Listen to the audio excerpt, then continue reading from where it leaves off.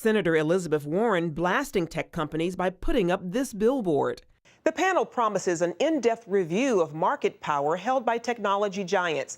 That could result in a huge overhaul of antitrust regulations. Charlene Aaron, CBN News.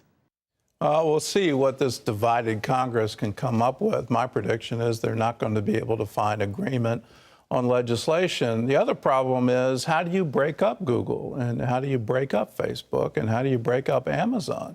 The reason they have such a clear lead in the market is their tech is better. So how do you enforce some kind of trade or antitrust to say, well, you can't have better tech? That's the reason they're the market leader. There were plenty of search engines when Google became a company. There were plenty of them back then. They just had the best tech. They had the best way of figuring out how to do search results. Facebook created a whole new industry, as did Amazon. Now that they're dominant, how in the world do you break them up? We'll see. From the perspective of free speech, these need to be open platforms. And even speech that we find horrific, I think, needs to be still free. That's the purpose. They're private companies, and so the Bill of Rights doesn't apply to them. Can Congress come up with some regulation to say speech needs to be free and free on the internet and on these platforms?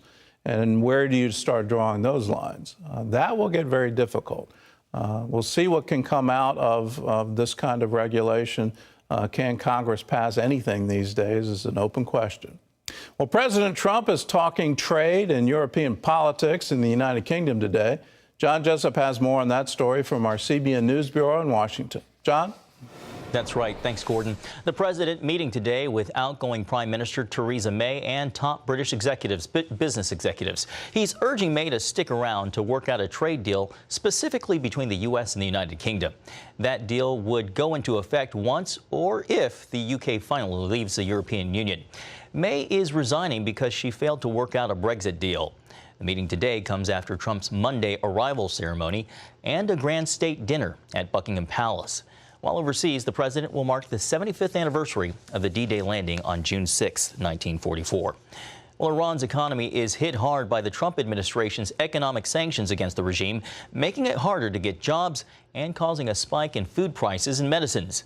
Meat and vegetable prices are up 50 to 60% higher in some places.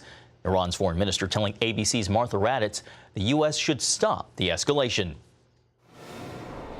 By engaging in economic terrorism against Iran, then there will be consequences. Well, as tensions between America and Iran continue to boil, religious freedom advocates are using the crisis to shine a spotlight on Iran's abysmal human rights record. Persecution of Iran's Christians recently took center stage here in Washington. This as other Middle East nations are joining the U.S. to put pressure on the Islamic regime. George Thomas has the story.